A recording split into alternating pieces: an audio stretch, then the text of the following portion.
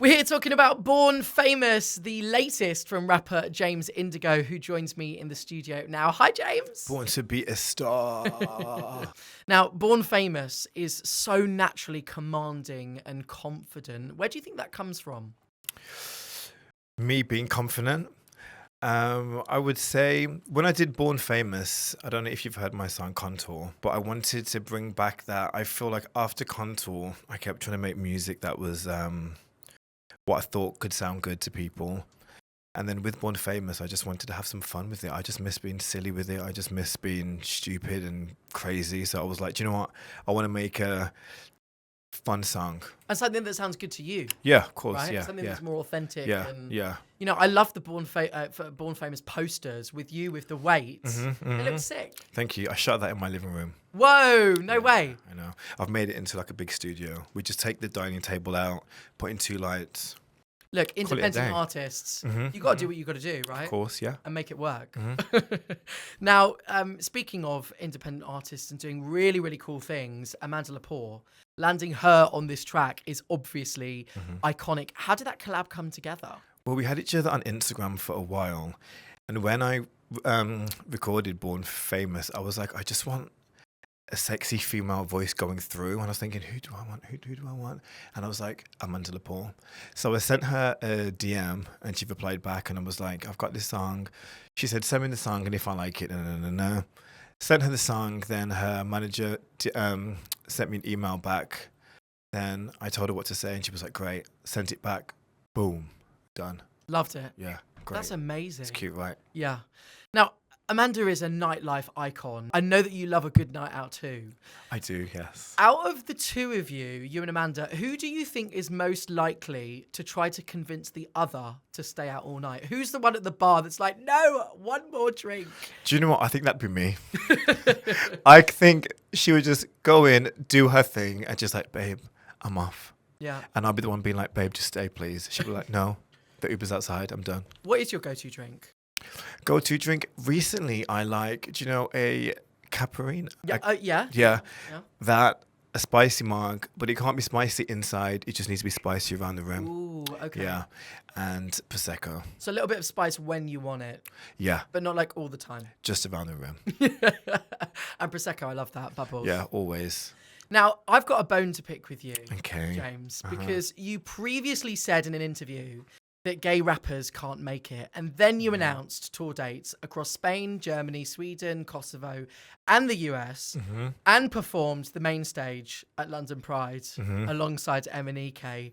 What was the moment for you that made you think, hold on, I've got something here. I am making it? Do you know what? I think being a kid where you've come from nothing and all you can do is dream, I feel like it was just constantly just dreaming that I can do something. Even though you have that voice in your head 90% of the time saying, no, you can't do it. I still had that 10% being like, James, just do it, just do it, just do it. And I feel like I tried to make that voice scream a little bit louder than the other one. So yeah. But that's really cool. I mean, like, to be traveling, to be shooting the visuals for Born Famous in your living room and then performing the track in all of these different countries, you know, it must feel incredible. Yeah. It feels incredible. It feels like, I think with me, it's like I need to take time just to process things. I'm always onto the next, onto the next, onto the next. So I keep bumping into people and everyone's like, oh my God, James, this is great. This is like, it's great. But then I'm just like, okay, next show, do this. What else can I do? I feel like I'm a little bit of a perfectionist, but I'm trying to enjoy the moment. Yeah. You know, I'm trying to take it in. Well, it's interesting you talk about being a perfectionist because you don't usually stick to one genre of music, right? You blend it up with techno and dancehall and pop. Was that a deliberate choice, kind of not to stick to one lane, or did all of the sounds just kind of find you? I'm from Birmingham, babe. So like I grew up in Birmingham. So my mom would play reggae on a Sunday. My brother would play garage, house. I would play a bit of Kylie.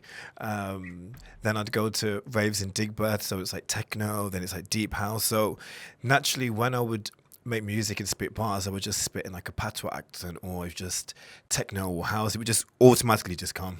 Yeah. So it's not even that I tried to do it. It's just in my DNA. It just came to you. It's that Birmingham. Born, bred, grown. It's that Birmingham flavor, you know. Now, Level 1 is out in Spain. Amanda's serving New York nightlife legend. Did the studio session feel like a cultural clash, or did it just click instantly? We weren't in the studio, Okay. but it clicked. It clicked. Level 1, he is an amazing artist. I don't know if you've heard his song Fun. So funny, I met Level 1 years and years ago in Dalston.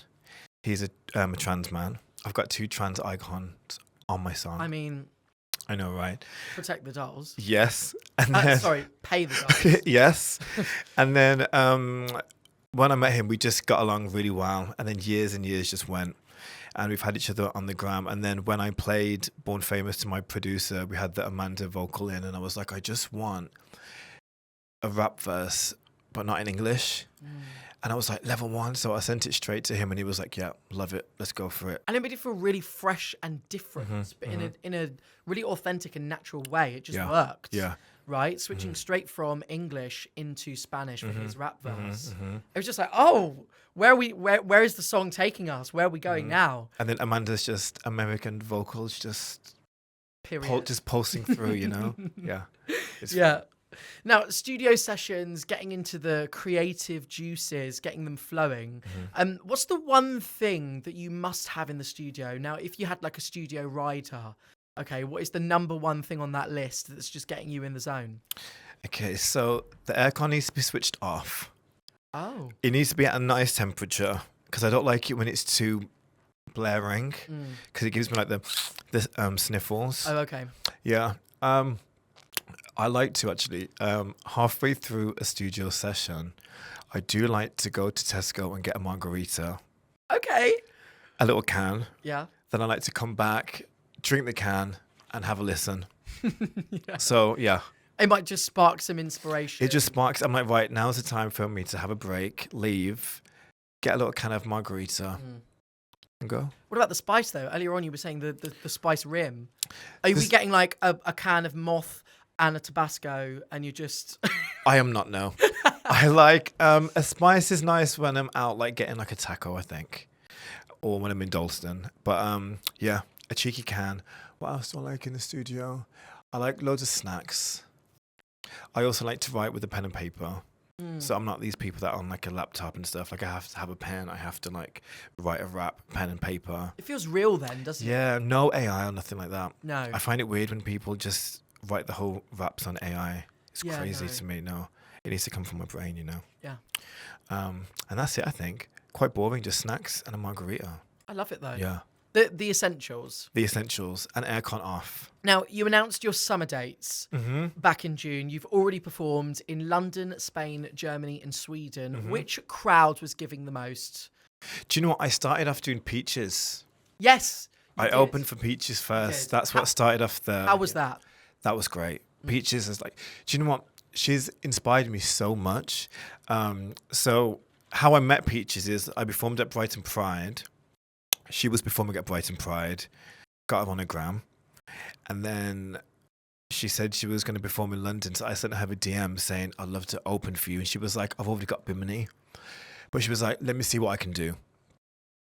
And then literally 3 days before the show, she was like, okay, you've got a time slot. And I was like, Wow. whoa. And it was great. It was great. The crowd was good. Like, obviously, I was like the first one. So it wasn't packed, but the crowd was great. Come on, it's Peaches crowd. It was like amazing. But did you only have then like 3 days to prepare? Oh, yeah. It was all quick. But then we got to hang with her backstage and she was so cool and was just hanging. And she said I had pretty eyelashes. Oh. I know. And then the next day, me and my best friends watched her documentary. Okay. Just to really fill in that Peach Moment week, you know. So yeah, it was great.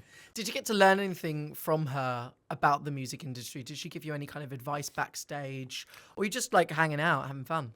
Do you know what I learned from her was how she just doesn't she just doesn't care. So I had this idea of making like all these fun props for ages, but every time it gets for me to perform, I always back out like, oh no, maybe that's a bit too much or maybe that's a bit crazy. Then when I went to see her show and she had all these like body parts and all of these stuff coming out, these like blown up things. I said to my best friend, I was like, why don't I just do what I want to do now? So he was like, well, what do you want to do? And I was like, I really want to make a microphone holder that's a gun. Yes. And I was like, oh, maybe I shouldn't, or maybe I should. I was like, do you know what? I'm just going to do it. So we 3D printed a gun. Whoa. I rhinestoned this whole gun. I saw it. Yeah, I rhinestoned it for like a month. Wow. Got the microphone holder, attached it, glued it, stuck it. Perfect. I've seen some DJs around the world getting creative with their headphones. You know, Yeah. Callie Crichton, incredible trans DJ in London. Sometimes she has a telephone, you know, when she's DJing. She just picks You up have the to. phone. Yeah, yeah, She's yeah. like, what's the next track on the hotline? Yeah. You know, but I see a pattern here of getting creative with even just the things like the microphones, the headphones, but it's really cool. Yeah. And it's like with me, when I perform or when I write, like I picture things in my head. So for instance, when I did my cover art for Married to the Game years ago, like somebody was like, just have like a nice portrait. And I was like, no, like I see myself with my head chopped off on a platter. And if I don't do it, I'm not going to want to do it. Yeah. So then for London Pride, I was like, I really want to make this microphone gun. And if I can't do it, I'm not going to want to do it. And then I did it. But you committed. 100%. You rhinestoned for a month. Rhinestoned it, Did you get hot glue and burns?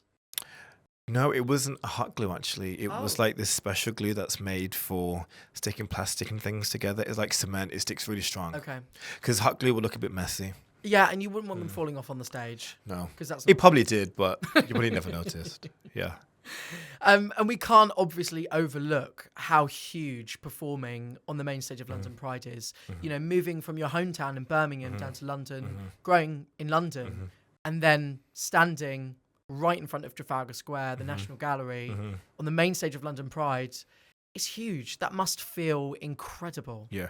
It felt great because, one, I had like my closest friends. Like everybody's there. Like my DJ is my best friend for like 7 years. One of my dancers is Patty, I've had for like 10 years. My other friend for 4. I had my sister on stage as well. Oh. So it was like a family affair. Literally, it was so good. family. Yeah. And then just seeing that crowd and then to be like, all I wanted to do was like move out of Birmingham and move to London, even though I love Birmingham, but I wanted to just see what the world was like. So then to move and then to stand on the stage and see the whole crowd, I was like, oh, wow, this is crazy. That's a moment. All right, before I let you go, Born Famous is out now. The tour's locked in.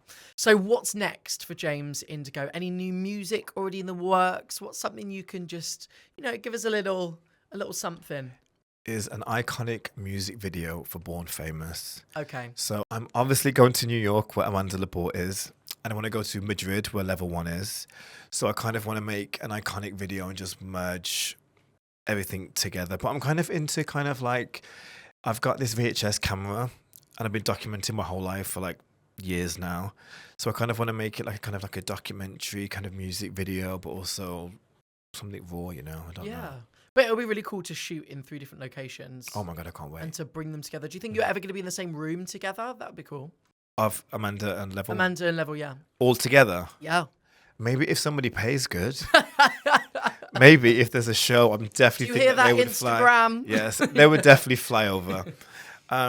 What else? Do you know what? I just want to make loads of music and just travel. That's all I've wanted. That's all I've wanted to do. So, music, travel, visuals, travel, music, visuals. I also want to go to Gaydio's award show. Come on now.